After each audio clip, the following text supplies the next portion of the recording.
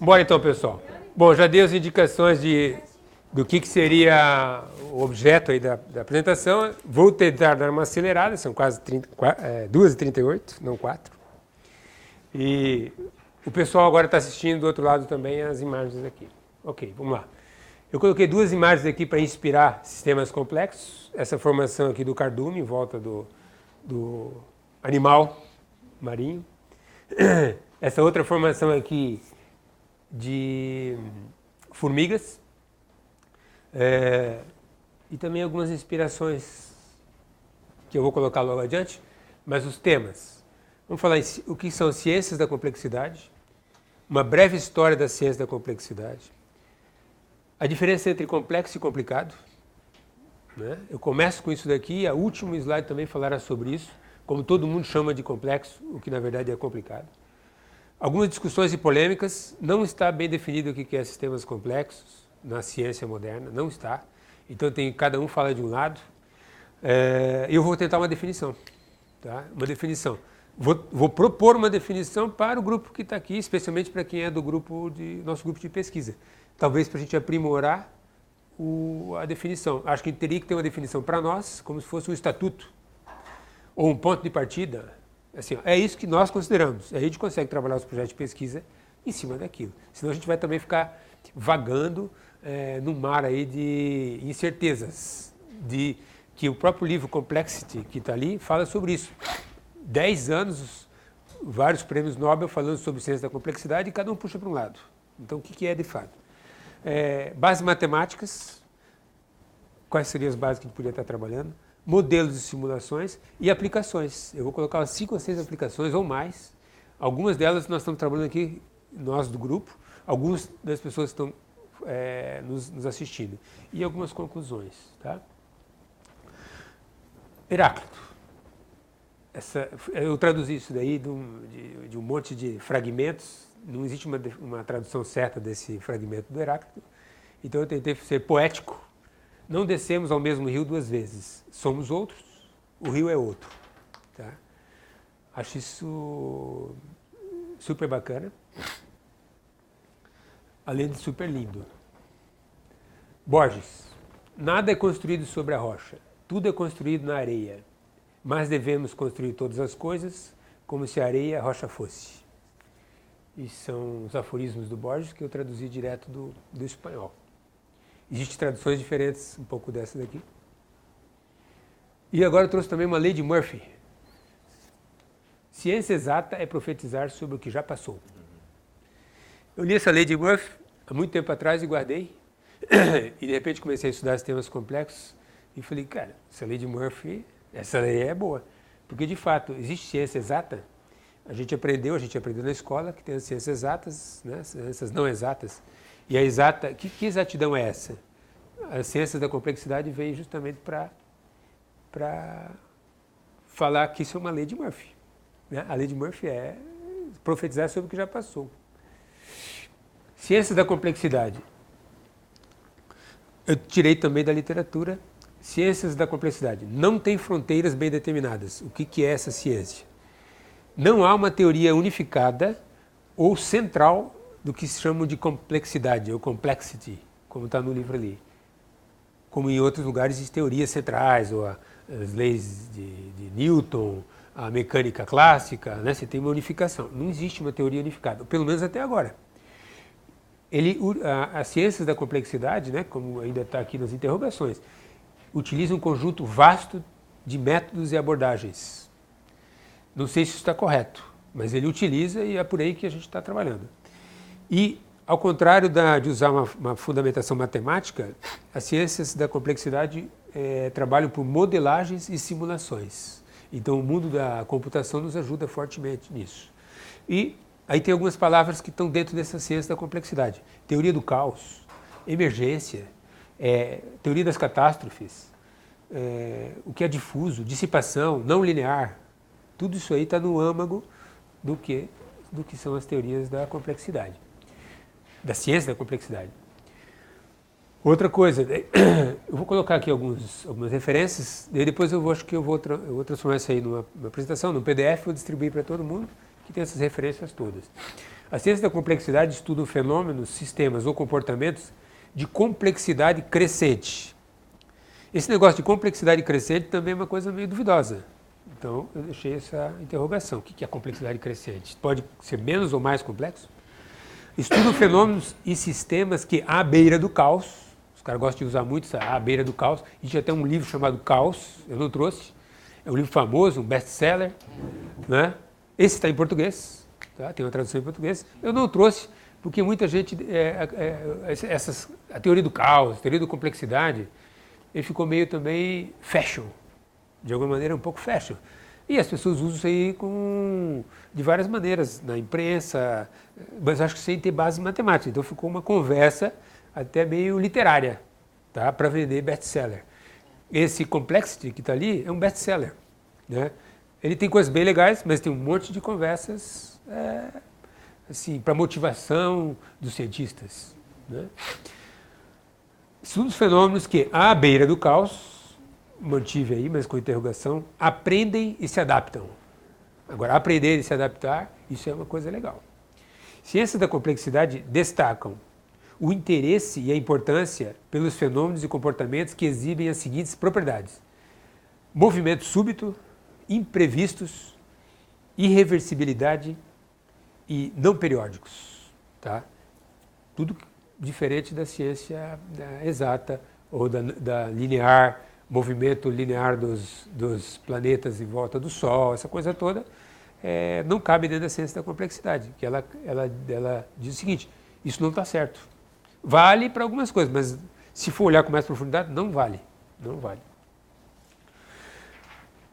Ciência da complexidade, teoria das catástrofes, quando alterações pequenas em parâmetros de um sistema não linear podem causar grandes e repentinas alterações no comportamento do sistema. Aí tem aquela história da borboleta.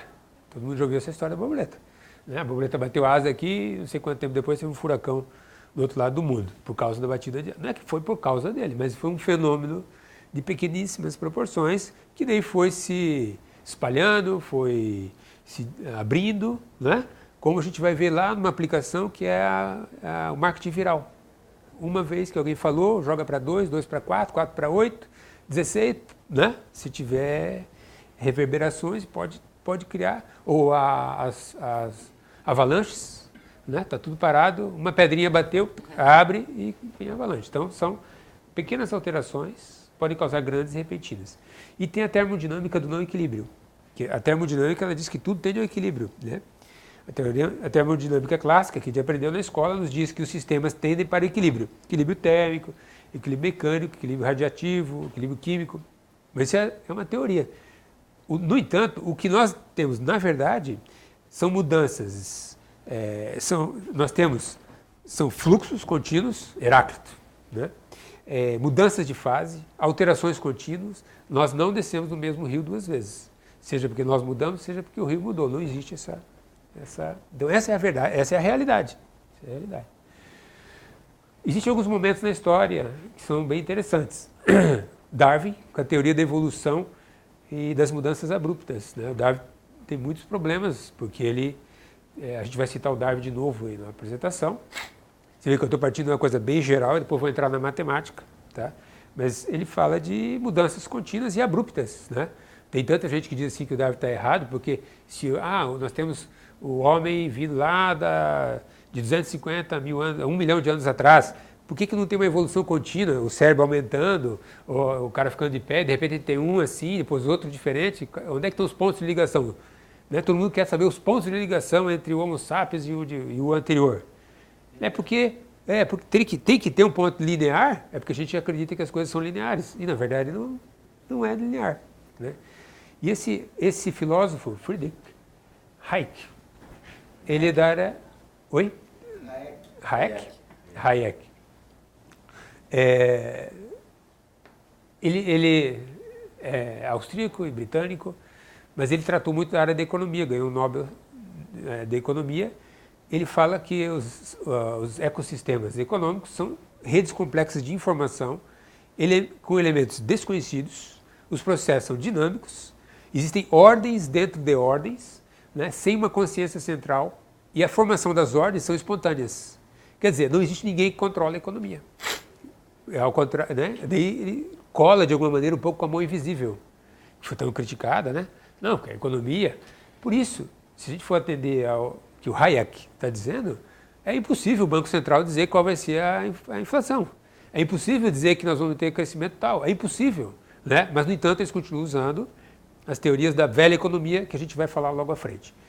Nós temos um laboratório super importante aqui, chamado Los Alamos.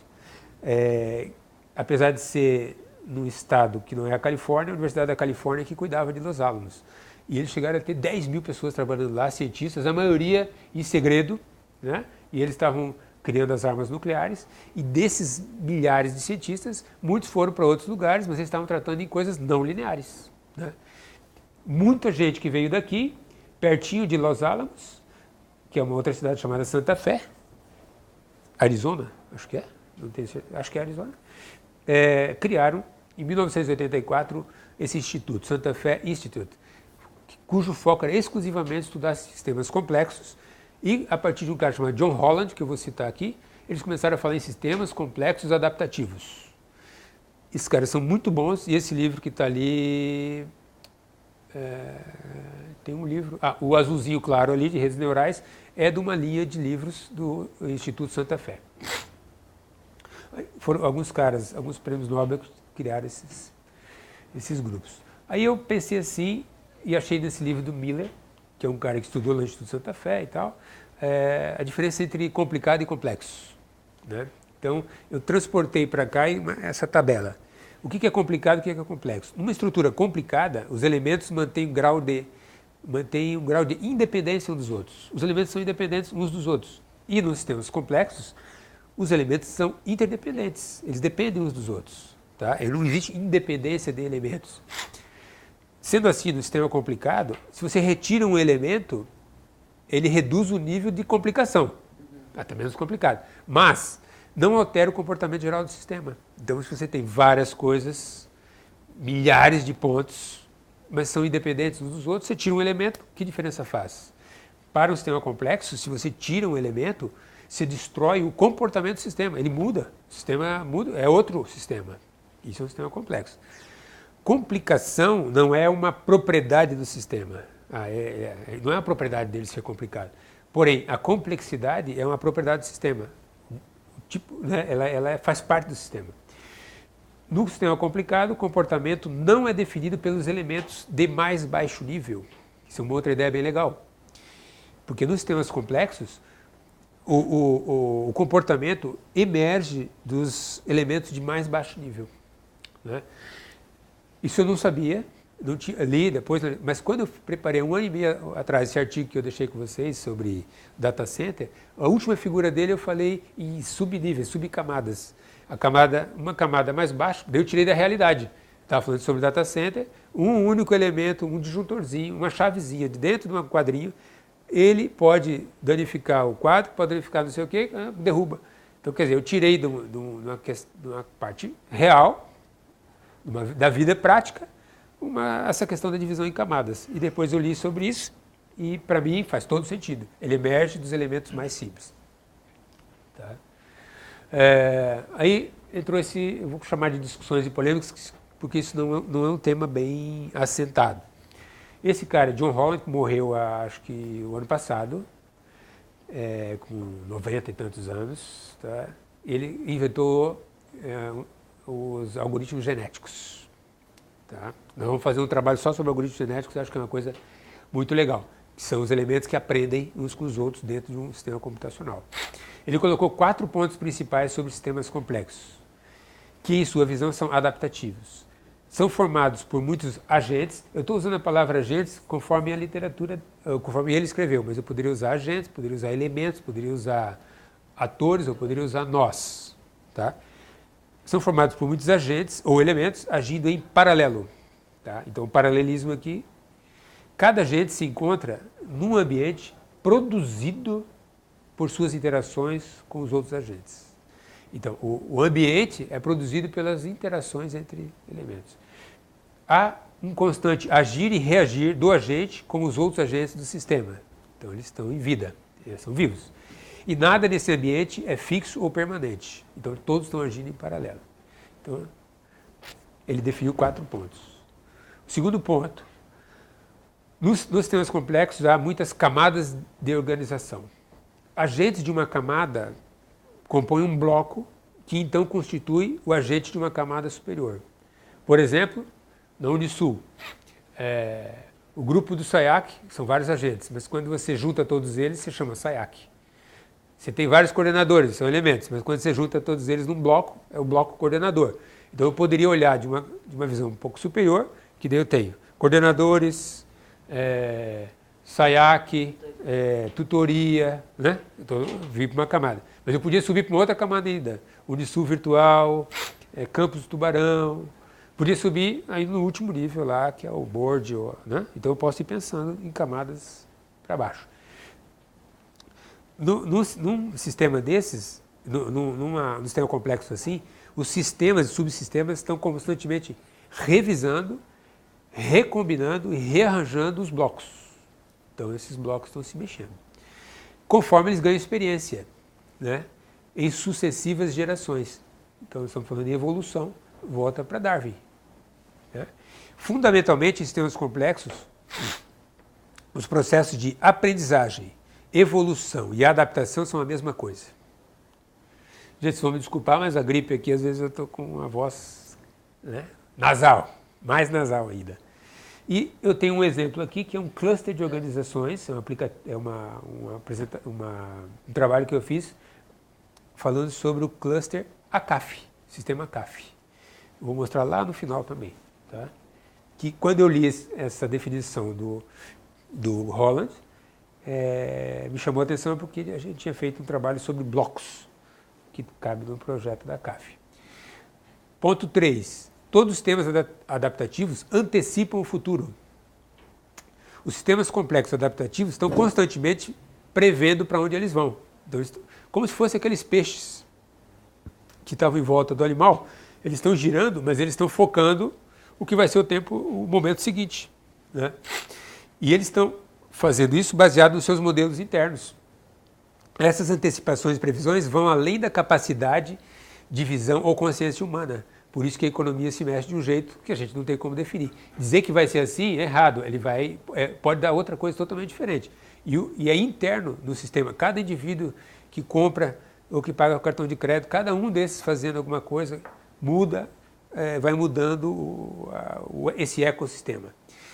E continuamente as antecipações são revisadas. Então, por exemplo, aquele conjunto de peixes está virando, de repente o animal lá no meio faz assim com a cabeça em direção a um grupo, ele revisa e já repensa o futuro. Quer dizer, se reorganizam a partir das informações que estão coletando. Tipicamente, os sistemas complexos adaptativos contêm vários nichos ou subgrupos, que podem ou não ser blocos, são nichos. Cada nicho pode ser explorado pelo agente adaptado àquele nicho. Então eu poderia pensar que o nicho dos compradores de supermercado, o nicho dos compradores que só compram pela internet, enfim, eu poderia pensar em coisas assim. Em cada nicho podem ser criadas novas oportunidades. Ali pode abrir para outro nicho, refazer, crescer, diminuir. E pelo movimento dos diversos agentes e nichos, o sistema nunca está em equilíbrio. De novo, não há equilíbrio. Em resumo, sistemas complexos adaptativos estão em perpétua renovação. Isso o Holland colocou lá nos anos 80. Tem um artigo bastante bacana de um filósofo da Colômbia, Carlos Maldonado. Achei esse artigo dele, achei muito bom.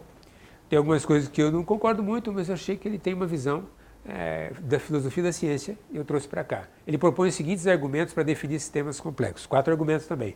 Sistemas complexos estão associados a uma filosofia do movimento. Bate com o que ele estava falando. Essa filosofia do movimento implica em uma filosofia do tempo. Pô, perfeito. Alguém fala no tempo, quer dizer, é o fluxo do tempo olhando para frente o tempo todo.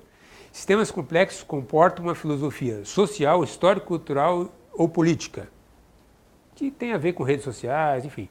E sistemas complexos definem uma autêntica revolução científica em curso. Aí ele está querendo defender que há um movimento revolucionário nas ciências. De alguma maneira era o sonho dos caras que criaram o Santa Fé, o Instituto Santa Fé. Eles estavam achando que iam mudar o mundo. Alguns já tinham o Prêmio Nobel talvez eles tenham sonhado, pô, agora eu vou ganhar um segundo Nobel, né? Não aconteceu.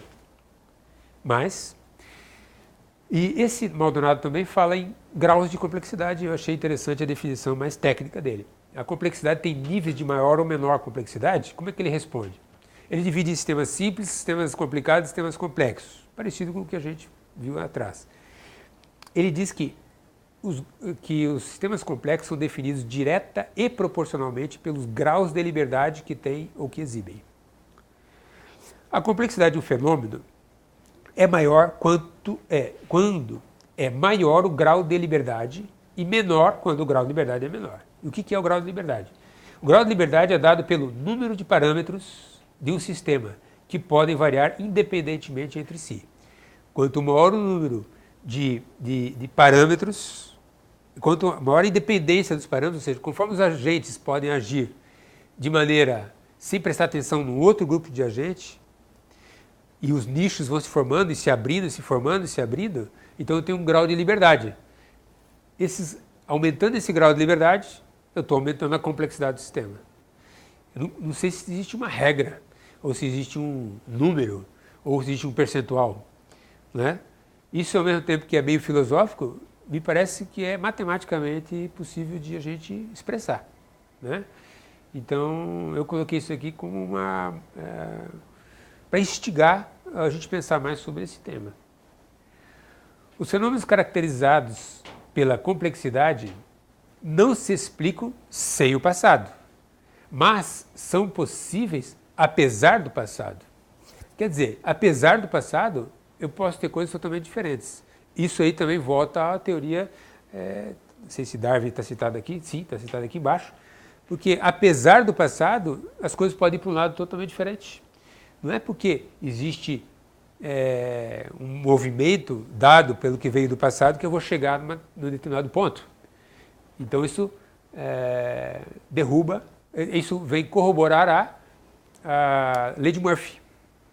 Só profetiza, né? Ciência exata é aquela que profetiza sobre o que já passou, porque na verdade não dá para chegar na frente pelo que já passou. Sistemas complexos não são deterministas, no sentido de que o passado determina o presente, né? Nesse sentido, de que conhecida a origem de um fenômeno e a linha do tempo, então é possível antecipar e prever o futuro, então não dá. Pela lei da entropia, todos os fenômenos do mundo estão sujeitos, no final, ao equilíbrio. Sistemas complexos não dizem isso, ao contrário. A teoria da evolução de Darwin diz que a complexidade é sempre crescente, com proliferação de formas e estruturas sempre maior devido à adaptação e aprendizagem. Adaptou, aprendeu, forma um novo nicho. Adaptou, aprendeu, quer dizer, onde a gente pararia? Né? E esse aqui é outra dupla aqui, que está citada na referência 6, fala em menos complexo e mais complexo.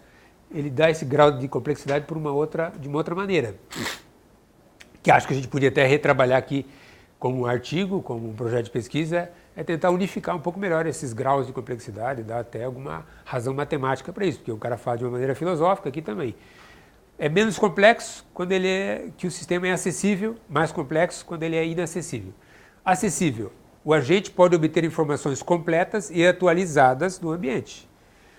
O ambiente é mais complexo se o agente não tem informações detalhadas e atualizadas.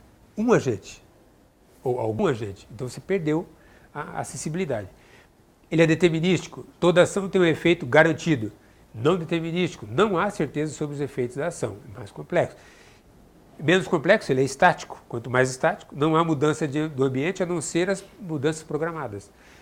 Mais complexo, é dinâmico, as mudanças são originadas de outros processos fora do controle, não há controle central.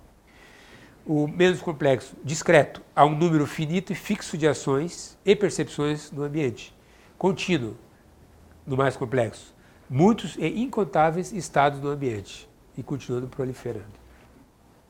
Gente, estou indo muito rápido, muito chato, muito para dormir, não? Eu tentei fazer uma definição para nós. Essa aí eu tentei escrever, refletindo nos artigos, nos trabalhos, nas reflexões da literatura. Tentei trazer para uma única frase, desenhar também o que eu acho que é um sistema complexo. Eu coloquei aqui, eu tenho nós e elementos e tenho suas ligações. Eu posso ter mais nós e menos ligações Eu posso ter menos nós, menos ligações. E só que eu tenho a linha do tempo.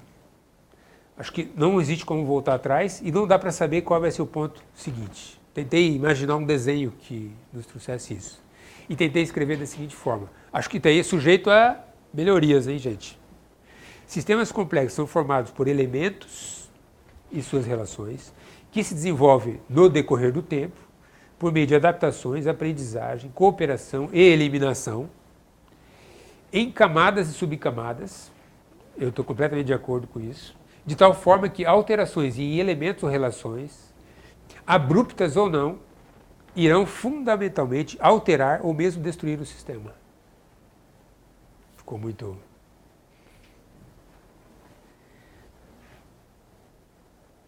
Ficou muito torta. Estou dizendo que realmente tem camadas e subcamadas. Estou dizendo que tem que ter relações. Os elementos se mexem no decorrer do tempo. E isso, de alguma maneira, está em todos os artigos que eu vou citar. Eu acho que está no trabalho que estou fazendo com o Luiz Querichelli aqui, está no trabalho que eu comecei a desenvolver com o Otávio, está no trabalho que eu estou fazendo com o Moacir, né? Tem as camadas, tem desenvolvimento no tempo. Acho que a gente não conseguiu colocar matematicamente ainda o aprendizado e a adaptação, mas acho que é um próximo momento. Acho que nas simulações que a gente está fazendo juntos, a gente tem que colocar coisas dos elementos para ver como é que ele poderia... Os eventos, a gente até fez uma coisa mais sofisticada, que ele é duomodal. Vamos por partes. Quais são as bases matemáticas para ele trabalhar com sistemas complexos, então? Segundo Holland aqui, a matemática convencional não está preparada para tratar os sistemas complexos. Não serve. Não serve como está, pegar ela e simplesmente aplicar. Não, ela tem que ser retrabalhada de outras formas. Ele diz que é muito difícil tratar com as técnicas da matemática convencional inúmeros modelos e processos tomados em conjunto, como múltiplos agentes, blocos, mudança, aprendizagem, evolução, tudo isso junto, como é que vai trabalhar com a matemática convencional? O cálculo e a análise linear, que a gente aprende em engenharia, são bons para tratar partículas em movimento em ambientes constantes. Então, assim, o nosso cálculo integral, diferencial, análise linear é boa lá para fazer o prédio, para fazer o motor e tal, mas depois falha o BBB. Como é que ele falhou, né? Estava super definido. Alguma coisa dentro do sistema que derrubou a nossa ligação. Não sei se a voz está indo ou não indo. Não, a voz não, o vídeo está e estamos só com 5 assistindo. Vou assistir a gravação. Não tem jeito. Para sistemas complexos, precisamos de técnicas que simulem modelos internos, a emergência de novos blocos, isso é legal, os blocos vão se criando e recriando, interações constantes dos agentes e aprendizagem. Não sei como a gente colocaria no nosso lá, porque a gente poderia até pensar em nichos. Eu não tinha pensado, uma nova hipótese no artigo, os atores todos falando e a gente começar a formar os nichos. Uma coisa... Combinações e modelos, olha, eu fui frisando, combinações, modelos mesclados, de bases matemáticas diversas e técnicas computacionais. Frisei aqui que eu acho que é o bolo para formar essa massa. Análise de redes sociais, vou falar um pouquinho sobre isso, teoria de grafos, sociomatrizes, modelos multicamadas, algoritmos genéticos, teoria da computação neural, sistemas multiagentes, teoria das probabilidades, teoria de conjuntos, e daí eu parei porque acabou o slide. Né? Eu botei pontinhos. Acho que tem outras coisas legais para pôr aqui. Mas isso aqui está no modelo. E não precisamos ser matemáticos, podemos ser da pedagogia, ou a Patrícia Meneghel, que estava falando, está acompanhando ali, que é da área da educação. Assim, não todo mundo está dominando as bases matemáticas para trabalhar com isso. Né? Talvez a gente tenha que se associar. Então é bem multidisciplinar. Né? Alguma coisa sobre bases matemáticas. Aqui falei de análise de redes sociais, eu tenho trabalhado há bastante tempo. Tem um livro maravilhoso aqui, não trouxe ele hoje, o Wasserman e Faust. E tenho também um livro de introdutório que está aqui em cima da mesa, que eu fiz para graduação. Com base em teoria de grafos, quem estudou em matemática ou na engenharia aqui, viu teoria de grafos, que é uma coisa simples até, mas conforme a gente vai ficando mais sofisticado com ela, e eu posso transportar grafos para matrizes, e depois eu tenho nós de corte, pontes, eu vou aprofundando, a gente pode analisar centralidade, A gente vai ver um exemplo. Nós de corte, ponte, prestígio de elementos, prestígio de atores, blocos, redes de múltiplos modos, vamos ver o que é isso, encontrabilidade. Alguém pode ser encontrado dentro de uma rede? Matematicamente dá para a gente fazer um algoritmo e falar assim, dá para achar o Bin Laden, e acharam. Né? Acho que ele talvez tenha usado redes sociais, análise de redes sociais para chegar àquilo, e eu tenho um artigo aqui que vai mostrar isso. Grau do nó, densidade da rede, diâmetro da rede, geodésico, tem um monte de informações super legais que está no nível da graduação, está nesse livro que eu escrevi. Redes neurais são baseadas ele trouxe essa ideia da biologia. Neurônios e as suas sinapses. Neurônios, os elementos, as unidades. As sinapses são as ligações. Funcionalidades do cérebro a modelar computacionalmente. Como é que a gente poderia trabalhar? E matematicamente o pessoal de redes neurais está trabalhando com isso. Capacidade de tratar. Isso é o nosso cérebro funcionando, com os seus elementos e suas ligações. Capacidade de tratar ruídos e informações difusas, probabilísticas ou inconsistentes. Pô, esse é o nosso modelo de cérebro. A gente consegue fazer isso. É um negócio super interessante. Robustez e tolerância à falha. Você vai lá e derruba alguns neurônios, dá uma martelada na cabeça do cara, ele começa a se reorganizar. Ele perde o comportamento anterior, mas ele consegue aprender e se reorganizar. Isso é um negócio super interessante. Paralelismo, flexibilidade. Então, são bases úteis. Sistemas multiagentes. Tem um livro lindo também que está em cima da mesa. Agentes são sistemas computacionais com duas propriedades. Capacidade de atuação autônoma, capacidade de interação com outros agentes. Então, ele é autônomo e daí faz cooperação, coordenação, negociação. E os sistemas multiagentes consistem de duas atuações entrelaçadas. O agente como indivíduo e as coleções de agentes. Então aqui eu tenho espelhos, né, ambientes, e vai espelhando. Então eu trouxe só uma ilustração para mostrar que são essas bases.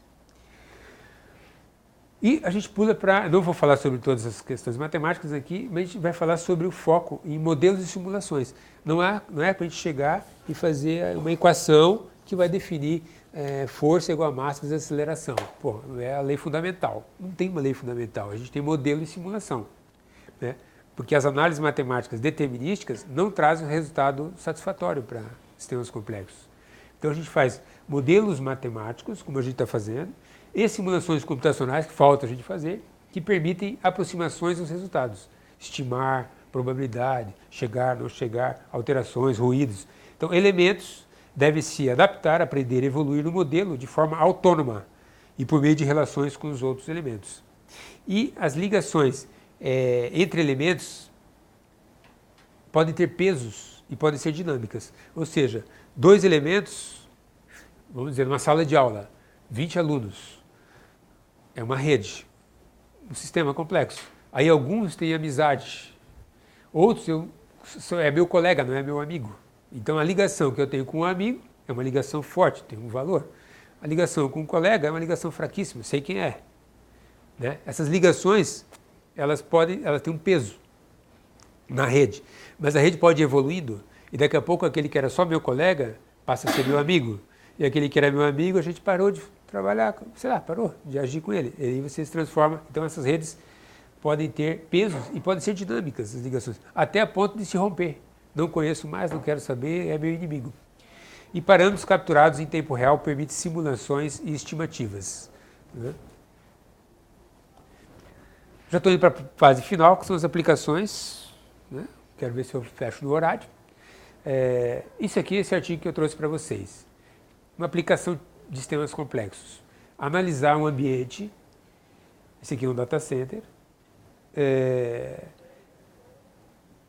que eu posso coletar informações em tempo real dos meus agentes trabalhando, redesenhei como uma rede, como um grafo. A partir desse desenho, cada um desses pontos aqui foi desenhado numa camada mais baixa. Então, por exemplo, um painel de distribuição. Esse painel de distribuição, ao olhar só para esse painel, ele tem uma camada abaixo, ele tem um outro modelo de distribuição que a gente pode analisar partir dali. Eu poderia descer camadas mais baixas. Esse artigo número que está aqui na mesa. Linguística e linguagem. Eu e o Luiz estamos trabalhando numa análise de que a linguagem é considerada um sistema complexo, composto de 4 subsistemas: léxico, discurso, semântica e gramática, que estão aqui, aos quais são ligados os atores, que são N atores, milhares, milhões, ou centenas, ou dezenas, ou até na extinção de uma linguagem, o desaparecimento dos atores. Eu poderia continuar tendo o léxico, discurso, semântica e gramática, quando desaparecer os atores, não sobra mais nada. E eu posso ter pesos, eu posso ter ligações múltiplas, eu posso ter ações. Então esse é um projeto que a gente está trabalhando. A proposta é formada por 11 hipóteses que a gente está trabalhando, que modelam a linguagem numa rede dinâmica duomodal. Ela é duomodal porque eu tenho o modo dos eventos, eu já estou falando da matemática mesmo do trabalho, e o modo dos atores. Então eu tenho atores e tenho eventos. A gente pode pensar em multimodos. Tá? Então eu estou usando uma base matemática, uma teoria, né, de grafos e bases matemáticas para tentar modelar a linguagem como um sistema complexo. E temos um colega dele também, na Unicamp, que deve vir fazer uma apresentação com a visão dele sobre o tema. Brian Arthur, dos anos 80, 90, ele é bem ativo ainda, acho que ele está em Stanford. Não sei, acho que está. Ele falando sobre a economia, como ele via a economia, como ele vê a economia, e como é que ele propôs uma coisa chamada retornos crescentes. Retorno crescente é uma coisinha que aconteceu dentro do ambiente econômico, começou, na verdade, de baixo para cima, começou a afetar todo o sistema, começou a se multiplicar. Um vírus, né, como se fosse uma rede viral. Ele, por muitos anos, até tentou colocar os artigos dele, todas as revistas rejeitavam e tal, porque o modelo é um modelo de que quando tem um retorno ele decresce, ele desaparece porque tende ao equilíbrio, tudo tende ao equilíbrio. E ele dizendo que não tende ao equilíbrio. Aí ele preparou um texto, e eu peguei o texto dele e abri numa velha visão e numa nova visão da economia, baseada em equilíbrio, estabilidade, dinâmica, determinística. Baseada em biologia, estrutura, modelo, auto-organização, ciclo de vida. A velha dizendo que as pessoas são iguais, e agora foco nos indivíduos, separados e diferentes. Cada indivíduo pode, não necessariamente o indivíduo pode afetar toda a economia, mas pode um indivíduo fazer alguma coisa e o efeito borboleta subir. Elementos são quantidades e preços. Elementos são modelos e possibilidades. Isso é legal. Tudo está em ou busca o equilíbrio. Tudo avança amalgamando, decaindo, crescendo e mudando. Vê o sujeito como essencialmente simples, vê o sujeito como inerentemente complexo. E se parece mais com a física básica, ou clássica, mecânica, e a ciência de alta complexidade. Então eles veem a economia, então não tem ninguém para regular a economia. Então a teoria da conspiração é uma bobagem. Alguém está, os americanos estão acontecendo, completa estupidez. Internet das coisas e redes de medição inteligente, redes inteligentes, isso é uma outra aplicação super legal. Isso tem um aluno que infelizmente não está assistindo, que não está ouvindo, que ele quer fazer um projeto de internet das coisas na pós. E aqui é um desenho do que está no livro de internet que eu fiz, o mundo físico e o mundo da informação. As coisas do internet das coisas e sua representação virtual, as suas interações. Isso aqui é um ambiente de análise, que acho que é o que a gente vai mexer no trabalho sobre segurança da informação. Outra aplicação, o Giovanni não pôde participar, tinha uma reunião lá, não sei aonde, tem aí uma reunião do outro lado, depois ele deve chegar, mas eu falei para ele que tinha muitas aplicações em terrorismo, contra-terrorismo e crime organizado com a área de sistemas complexos. Esse aqui é um trabalho de análise de redes sociais feito por esse cara, Valdis Krebs, da Orgnet, publicou em 2002 falando sobre 11 de setembro, onde ele identifica aqui, ele fez uma análise das redes, os caras do voo que bateu na Torre Norte são os carinhas verdes, Os caras que bateram na Torre Sul são os rosas. Os de azul foram para a Pensilvânia e o vermelho bateu no Pentágono.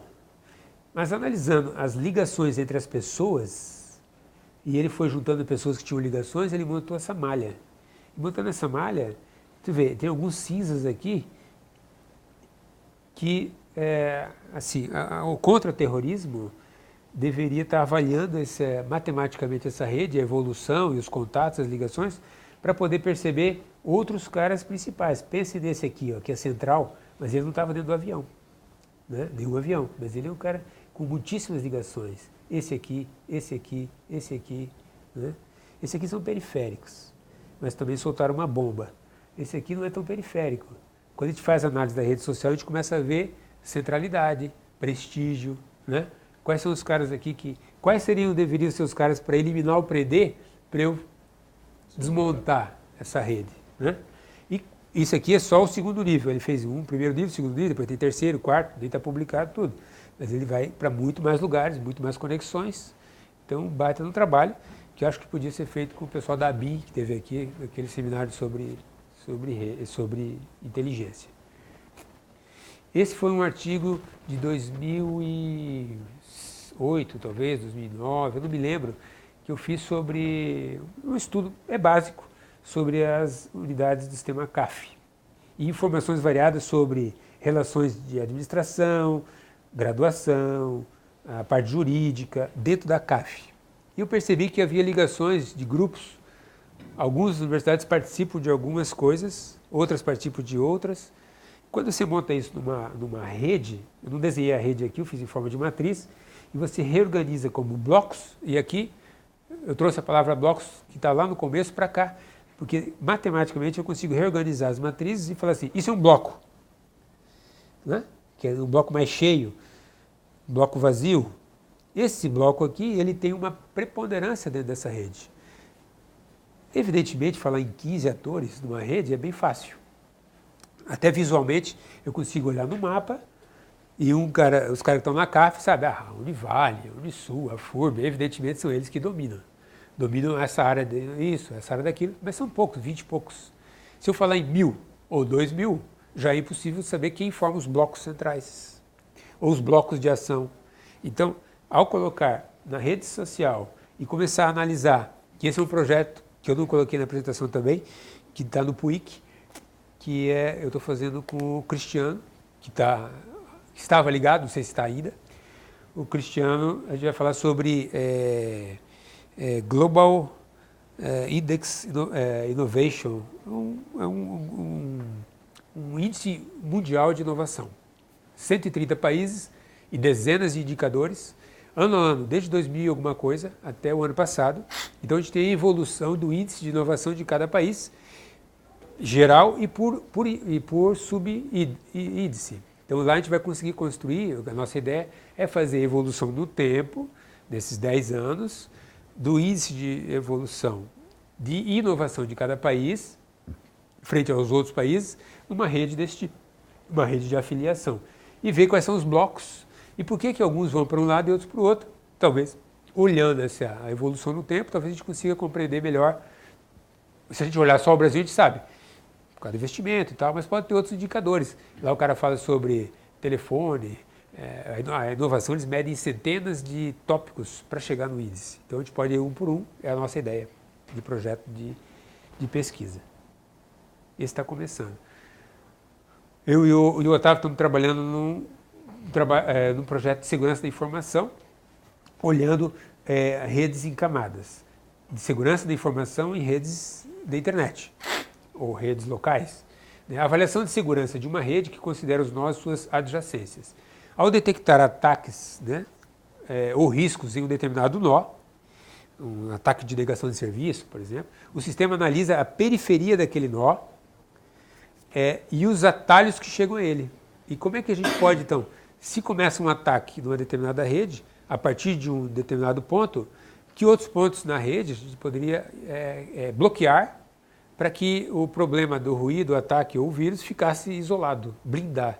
Então a ideia seria trabalhar o sistema complexo para ele dizer, é tal ponto e corta ou as ligações, as pontes, ou os nós, né? E criando um sistema de segurança da informação por isolamento de blocos, né? Que é útil aí para a gente evitar derrubar as redes de TI. E o modelo de análise de riscos e impactos em tempo real foi o que eu fiz, é um pedaço daquele outro artigo, né, que fala em sistemas em múltiplas camadas, né, que está no artigo, não vou entrar em detalhes, né, mas o modelo analisa múltiplas camadas. Então eu chamei de o S de subcamadas, ou subsystem, e nodes. Então subsystem number 3, node N, né, node 6, e vai. S2N3, ele representa todo esse subsistema para cá. Um outro representaria o S2N4, um outro representaria. E aí entra a teoria de conjuntos. Isso, conjuntos, subconjuntos, né? É uma teoria que muita gente nem gosta, porque acha difícil, mas ela é uma teoria que é super útil para aplicar aqui. Marketing viral com um sistema complexo. Tem um artigo aqui, Luciano, que eu queria te passar, ele mostra como algumas coisas formam um sistema complexo, informações em cascata, boca a boca, e dependem também do produto, né? Aqui o cara falando sobre um livro médico, eles analisaram a rede, ele não se propaga muito, porque não entra no efeito cascata.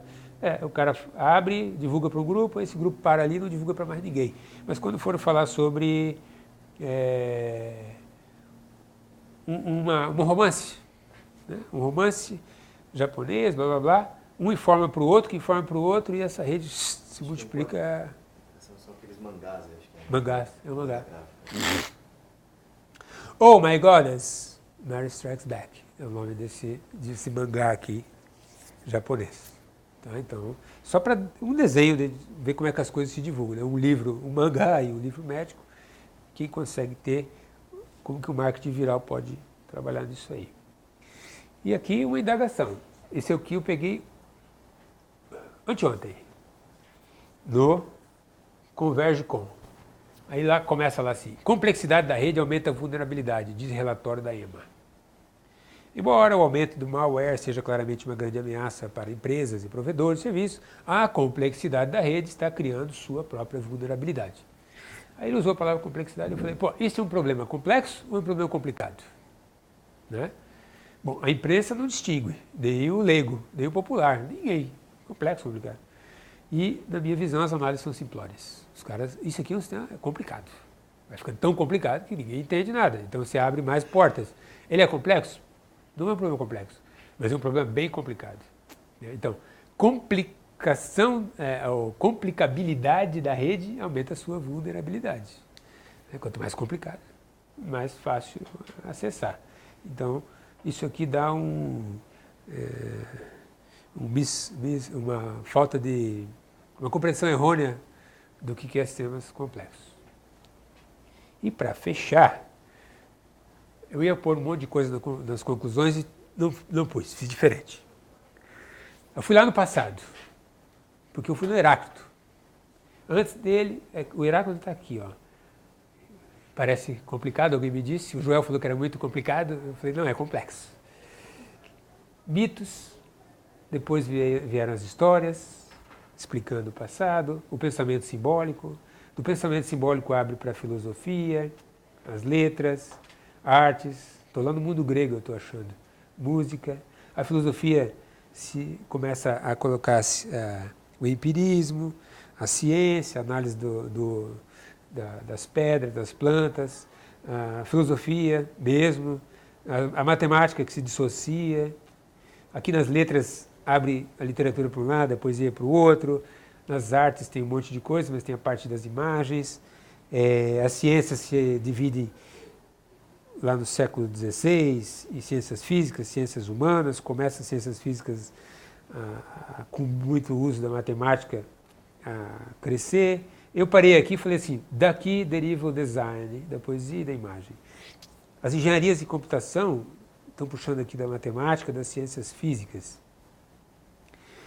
E a ciência da complexidade, na minha opinião, estão puxando coisas das ciências humanas, das ciências físicas, da engenharia e da computação, mas da filosofia e da matemática também, e do design, por causa dos modelos, da visão, e de uma coisa que exige uma visão que não está tão arraigada assim no cálculozinho matemático. É como se fossem os insights. Tá? Então eu pus conclusões com interrogação. Né? Não concluí nada. Não concluí nada e em 1 hora eu fechei a minha apresentação. Com referências estão aqui e eu acabei parando. Tinha mais algumas coisas eu não pus. Né? Como esse artigo eu esqueci, né? E assim por diante. Mas citou algumas coisas daqui nos exemplos. Citei daqui. Acho que eu só não coloquei. Colocou, agora não está colocando. Para quem não me conhece, meu nome é Mauro Fassoni Filho. Meu e-mail é esse daqui. E está aberto, e vamos encerrar aqui a parte da apresentação.